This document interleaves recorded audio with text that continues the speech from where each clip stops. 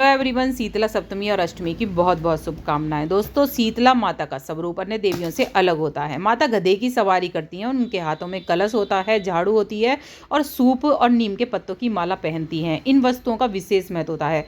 कलश जो होता है शुद्धता का प्रतीक होता है, वहीं झाड़ू सफाई का प्रतीक, रोगों का नाश करती है। सूप अनाज को छानने का, स्वच्छता का प्रदान करता है और नीम जो होती है औषधियों गुण के कारण होती है। दोस्तों, आज की वीडियो में आप देख रहे हैं सामान क्या क्या चाहिएगा। यहाँ पर सामान है 5 जो है दाल चाहिएंगी, 5 मतलब 5 तरह की दालें चाहिएंगी, उन्हें भिगो दीजिएगा एक दिन पहले ही। और पूड़े बना लीजिएगा। और हल्दी चाहिएगी, 1 लोटा चाहिएगा जल का। इसके अलावा एक सफ़ेद कोरा कागज़ चाहिएगा। कच्चे पक्के चावल बनाने हैं और 5 पूरियाँ बनानी हैं और छोटी छोटी जो है आटे की गोल गोल सर्कल टाइप में बना लेनी है और छोटे छोटे चिड़िया चरौटे भी बना लेने हैं।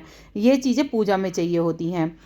ये जो खाना बनाया जाता है एक दिन पहले ही बनाया जाता है। अगर आप उसी दिन बनाना चाह रहे हैं तो बासी रखे पानी से आप ये बना सकते हैं, लेकिन एक दिन पहले का ही विशेष महत्व बताया गया है, क्योंकि माता को जो है बासी चीज़ें चढ़ाई जाती हैं। तो यहाँ पर अपने हस्बैंड से इस तरह से आप सतिया बनवा लीजिएगा कोरे कागज़ पर। तो यहाँ कोरे कागज़ पर सतिया बनाने के बाद इसे रख दीजिएगा सामने की तरफ या किसी सिंहासन पर रख दीजिएगा, दीवार पर चिपका दीजिएगा, या फिर उनको भोग लगाना है। हल्दी के छींटे लगाने हैं इस पर सारे परिवार के सदस्य को, और इस पर ही भोग लगा दीजिएगा सतिया बनाकर। ठीक है। अब इसके बाद जो आपने सामान पूज लिया है घर में, उसे माता शीतला के पास, जो मंदिर हो आपके घर के आसपास, वहाँ पर लेकर जाना है। तो यहाँ मैं शीतला माता के मंदिर में पहुँच गई हूँ। और अगर आपके पास घर के आसपास शीतला माता का मंदिर नहीं है तो आप जहाँ पर आपने होली पूजी है वहाँ पर भी आप शीतला माता की पूजा कर सकती हैं। तो यहाँ पर हमारे घर के पास मंदिर है, तो मैं यहाँ पर शीतला माता की यहाँ पर पूजा कर लूँगी।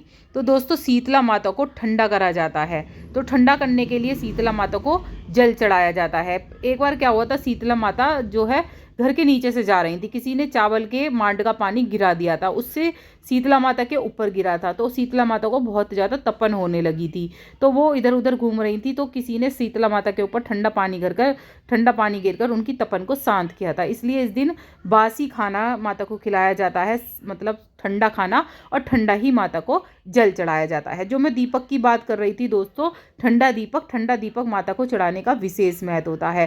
ठंडा दीपक यानी कि एक आटे का दीपक ले लीजिए, उसमें बत्ती घी की लगा लीजिए, लेकिन उसे जलाना नहीं है, वो सिर्फ ऐसे ही माता के आगे रखना है और माता को ऐसे ही, जैसे आरती टाइप करते हैं, माता को ऐसे ही आरती दिखानी है। इसे बोलते हैं ठंडा दीपक, जिस दीपक को जलाया नहीं जाता है, ना ही धूप बत्ती जलाई जाती है, कुछ भी नहीं जलाया जाता है माता के आगे, सिर्फ दीपक, माता को ठंडा दीपक दिखाया जाता है। तो इस तरह से करें। माता को खीर, चावल, मीठी पूड़ी आप ये भी माता को खिला सकती हैं। तो इस तरह से पूजा करी जाती है। फिर माता जो भी हल्दी बचे उसे बिंदी लगा दीजिएगा बच्चों के, जो थोड़ा सा जल बचा कर ले आइएगा उसे बच्चों के चेहरे पर लगा दीजिएगा, बच्चों के बनियान पे सतिये काट दीजिएगा, क्योंकि ये विशेष महत्व होता है इन चीज़ों का। अब जान लेते हैं कि शीतला सप्तमी पर आपको क्या क्या नहीं करना है। दोस्तों, शीतला सप्तमी पर घर में झाड़ू आदि सफाई वगैरह स्पेशल नहीं करी जाती है। हल्का फुल्का आप कर सकते हैं, लेकिन मना करा जाता है। इस दिन जो है चूल्हा नहीं जलाना चाहिए। घर में एक दिन पहले का ही बासी जो हो उसे ही खाना चाहिए। गरम नहीं करके खाया जाता है। इस दिन बाल नहीं धोए जाते हैं, ना ही सप्तमी पे, ना ही अष्टमी पे। कपड़े भी नहीं धोए जाते हैं। तो इन चीज़ों का आपको ध्यान रखना है। कैंची चाकू का प्रयोग भी नहीं करना, सिलाई भी ना